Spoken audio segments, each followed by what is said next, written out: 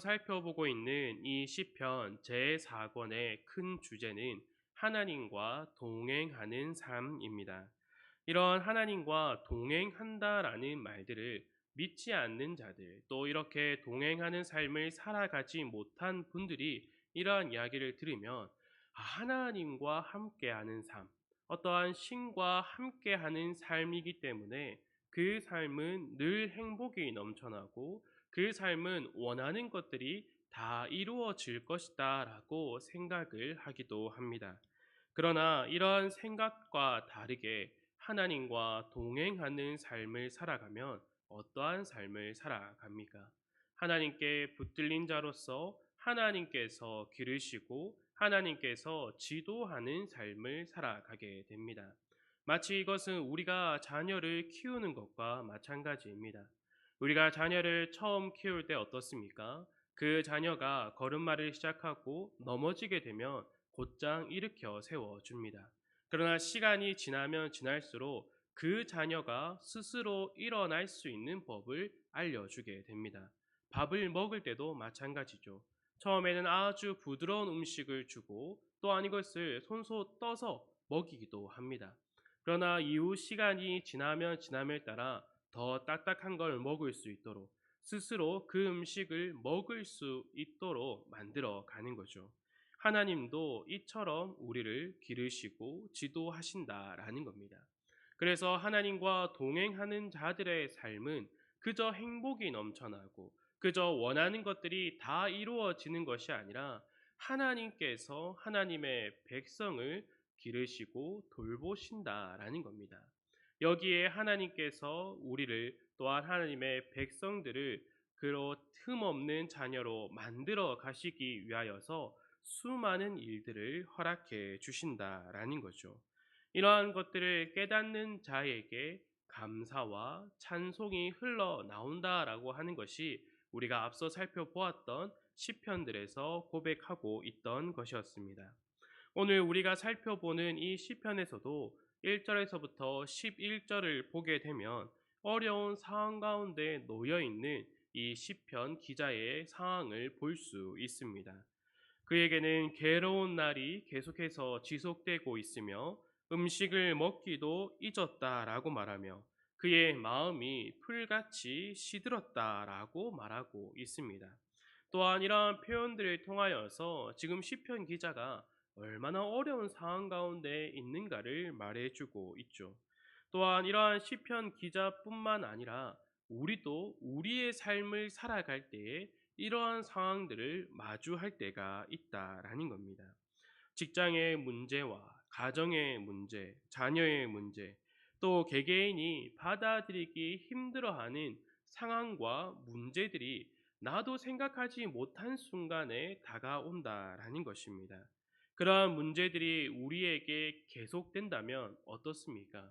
하루하루가 괴롭고 그 문제를 생각하려고 하지 않아도 계속해서 그 문제만 생각하며 밤을 지새운다라는 거죠. 그래서 6절과 7절을 보면 나는 광야의 올빼미 같고 황폐한 곳에 부엉이 같이 되었사오며 내가 밤을 새우니 지붕 위에 외로운 참새 같으니이다. 이러한 고백들을 지금 하고 있는 것입니다. 나에게 내가 이기지 못하는 상황들이 다가옴을 통하여서 그 생각을 떨쳐버리고자 하지만 계속해서 드는 그 생각 때문에 밤을 새우고 그것이 부엉이와 또 올빼미 그리고 외로운 참새와 같은 모습과 같다라는 것을 고백하고 있다라는 것입니다. 우리가 바로 이러한 경험들을 해 나가고 있지 않습니까? 우리가 이러한 생각 상황 속에 있기도 하기도 합니다.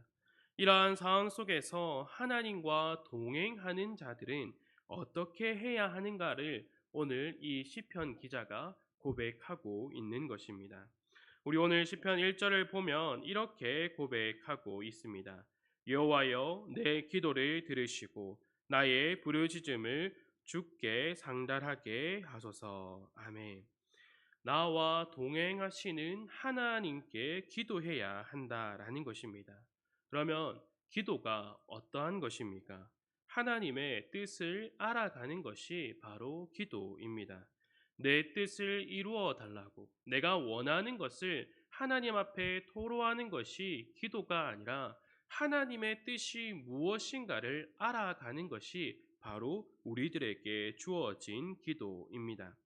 나에게 이러한 상황들을 허락하신 이유가 무엇인지, 또 이러한 상황 속에서 내가 어떻게 말하고 어떻게 행동해야 하는지 하나님께 그것을 구하는 것이 바로 기도입니다. 어려운 상황이 다가왔을 때 하나님께 기도하는 것이 당연한 것이 아닌가 이렇게 생각할 수도 있습니다. 그러나 믿음이 연약한 자, 은혜에서 떨어진 자는 어떻습니까? 하나님께 엎드려 기도해야 한다라는 것을 곧바로 생각하지 못한다라는 것입니다. 우리들 안에 있는 죄의 본성이 그렇게 하지 못하도록 막는다라는 거죠. 하나님이 아닌 사람을 찾게 되고 또 다른 것을 통하여서 그 문제를 해결하고자 합니다. 그래서 어떤 이들은 해볼 거 다 해보고 결국에는 마지막에 하나님 앞에 엎드렸다라고 하는 말들을 종종 듣지 않습니까? 이러한 것이 잘못되었다라고 말하는 것이 아니라 이러한 모습이 연약한 우리의 모습이다라는 것입니다. 그렇기에 하나님은 우리를 기르시고 돌보시며 지도하신다라는 겁니다. 우리가 그러한 상황 속에서도 늘 하나님만을 먼저 찾을 수 있도록 하나님만을 먼저 구할 수 있도록 우리를 훈련시켜 나가신다라는 거죠. 돌고 돌아 마지막에 하나님께 모든 것을 맡기는 것이 아니라 처음부터 하나님께 모든 것을 맡길 수 있도록 우리를 훈련시키신다라는 겁니다. 또 이러한 문제가 생겼을 때에만 내가 내 힘으로 이겨낼 수 없는 상황들을 맞닥뜨렸을 때에만 하나님께 기도하는 자리로 나오는 것이 아니라 모든 삶을 하나님께 맡기는 삶으로써 우리를 인도하여 주신다라는 겁니다. 우리가 생각할 때에 우리가 구원받았다라는 것은 단지 우리가 죄에서 건짐을 받은 것뿐만 아니라 우리의 모든 것이 하나님 앞으로 부름을 받았다라는 사실을 꼭 기억해야 합니다. 그저 우리가 이 예배당에 와서 생활하는 이 시간만 하나님 앞에 부름을 받은 것이 아니라 우리의 삶 전체가 하나님께 부름을 받았다라는 것을 우리는 꼭 기억해야 합니다. 그래서 우리가 생활하는 가정과 학교와 학원, 직장, 우리가 생활하는 모든 것이 하나님 앞에 부름을 받았다라는 사실을 꼭 기억해야 합니다. 이것을 기억해야지만이 그저 우리에게 어려운 상황이 다가왔을 때에 그 문제만 하나님께 맡기는 것이 아니라 우리의 모든 순간순간을 하나님께 맡길 수 있다라는 것입니다. 이렇게 하나님과 동행하는 자들의 특징은 하나님께 모든 것을 맡기며 그 문제가 곧바로 해결되지 않더라도 하나님께 감사하며 찬송한다라는 것입니다. 그래서 우리가 오늘 살펴보는 이 시편의 기자의 고백도 마찬가지입니다. 1절에서부터 11절까지는 계속해서 나의 상황이 얼마나 슬픈가, 내가 지금 직면하고 있는 문제가 얼마나 큰 문제인가를 고백하다가 갑자기 12절에서는 하나님을 찬송하고 있다라는 거죠. 12절에서부터 18절을 제가 다시 한번 읽어보도록 하겠습니다. 여호와여, 주는 영원히 계시고 주에 대한 기억은 대대에 이르리이다. 주께서 일어나사 시온을 긍휼히 여기시리니 지금은 그에게 은혜를 베푸실 때라. 정한 기한이 다가오미이다. 주의 종들이 시온의 돌들을 즐거워하며 그의 티끌도 은혜를 받나이다. 이에 문나라가 여호와의 이름을 경외하며 이 땅의 모든 왕들이 주의 영광을 경외하리니 여호와께서 시온을 건설하시고 그의 영광 중에 나타나셨음이라. 여호와께서 빈궁한 자의 기도를 돌아보시며 그들의 기도를 멸시하지 아니하셨도다. 이 일이 장래 세대를 위하여 기록되리니 창조함을 받을 백성이 여호와를 찬양하리로다. 아멘. 시편 기자가 하나님께 하나님 나의 기도를 들어주심에 감사합니다. 이러한 고백을 하고 있는 것이 아닙니다. 시편 기자는 하나님께 모든 것을 맡김을 통하여서 내가 하나님께 이 모든 것들을 맡길 수 있구나. 내가 하나님께 모든 것을 맡길 수 있는 하나님의 자녀로 부름을 받았구나. 내가 이 언약의 백성으로서 하나님께 기도할 수 있구나를 지금 하나님께 감사하며 찬송하고 있다라는 것입니다. 그 하나님께서 나에게 모든 것을 맡기라고 이러한 일들을 허락하셨으며 이러한 나의 기도를 하나님께서 돌아보시고 듣고 계신다라는 것을 깨달아서 감사와 찬송이 흘러나오고 있다라는 것입니다. 이러한 고백이 이 시편을 기록하고 있는 시편 기자에게만 주어진 것입니까? 그렇지 않습니다. 하박국 선지자가 어떠한 고백을 합니까? 그의 고백을 보면 이렇게 나오고 있습니다. 비록 무화과 나무가 무성하지 못하며 포도나무에 열매가 없으며 감람나무에 소출이 없으며 밭에 먹을 것이 없으며 우리의 양이 없으며 외양간에 소가 없을지라도 나는 여호와로 말미암아 즐거워하며 나의 구원의 하나님으로 말미암아 기뻐하리로다. 주 여호와는 나의 하나님이시라. 나의 발을 사슴과 같게 하사 나를 나의 높은 곳으로 다니게 하시리로다. 아멘. 지금 이 하박국 선지자가 고백하고 있는 것이 무엇입니까? 무화과 나무가 무성해졌기 때문에 포도나무에 열매가 많이 열렸기에 감람나무에 소출이 생겼기에 밭에 먹을 것이 넘쳐나기에 우리의 양이 많아지고 외양간에 소가 많아져서 하나님께 감사하고 있습니까? 그렇지 않습니다. 황폐해진 그 가운데 그 모습을 보고서도 하나님이 나와 함께 하시기에 하나님께서 언제나 나에게 말씀해 주시고 또한 약속하신 그것을 이루시는 분이 살아계시는 하나님이시기 때문에 하나님만으로 내가 기뻐하고 찬송합니다. 라는 고백을 지금 하고 있다라는 것입니다.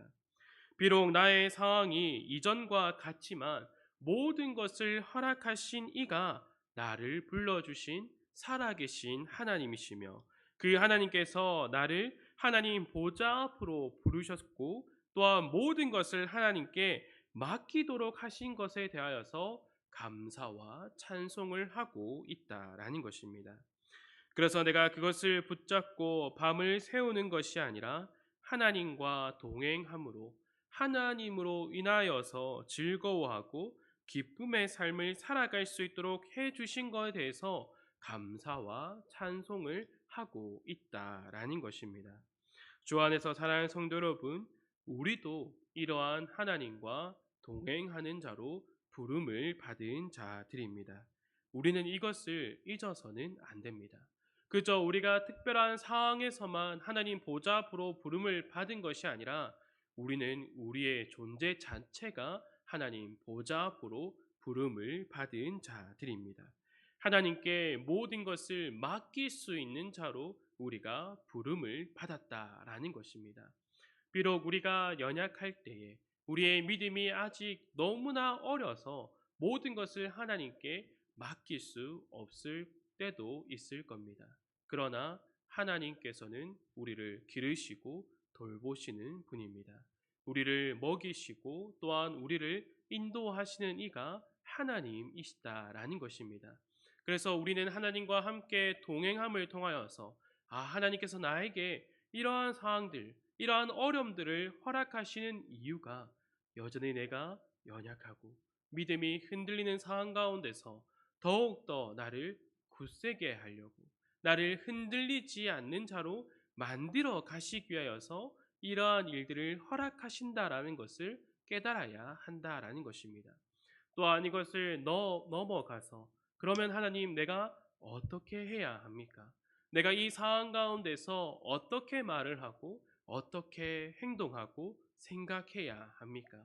이것을 깨닫는 지혜와 명철을 허락해 주시기 바랍니다. 라는 기도도 이어서 해야 한다라는 겁니다. 이렇게 하나님께서 우리에게 기도할 바를 알려주신다라는 겁니다. 그저 내가 원하는 것들을 내려놓고 기도하는 것이 아니라 하나님께서 우리에게 기도할 바를 알려주신다라는 거죠. 이것처럼 언제나 나의 모든 것을 맡기며 하나님께 붙들린 자로서 살아가는 우리 성도들이 되기를 간절히 소망합니다. 또한 그렇게 부름을 받았다라는 것에 대하여 감사와 찬송을 늘 높이는 우리 모든 성도들이 되기를 간절히 소망합니다. 함께 기도하도록 하겠습니다. 하나님 아버지 감사합니다. 하나님께서 우리를 택하시고 또한 구원하시고 우리를 하나님 보좌 앞으로 불러주셨음에 감사드립니다. 우리가 하나님 보좌 앞에 엎드려 우리의 모든 것을 하나님께 드리며 또한 맡기는 삶을 살아갈 수 있도록 붙들어 주시옵소서. 우리에게 우리가 생각지 못한 여러 가지 상황과 어려움들이 다가올 때에 우리가 이상히 여기는 것이 아니라 이것을 허락하신 하나님께 모든 것들을 구하며 살아갈 수 있도록 붙들어 주시옵소서. 우리의 믿음을 더욱더 자라가게 하여 주시고 더욱더 굳건한 반석 위에 세워져서 흔들리지 아니하도록 우리를 지도하여 주시고 훈련시켜 주시기를 간절히 소망합니다. 더욱더 하나님과 동행하는 삶이 무엇인가를 우리가 체험하고 경험함을 통하여서 깨닫게 하여 주셔서 하나님으로 인하여서 기뻐 뛰며 춤추고 늘 감사와 찬송을 드릴 수 있도록 우리의 심령을 붙들어 주시옵소서. 이 모든 것 예수님의 이름으로 기도드립니다. 아멘.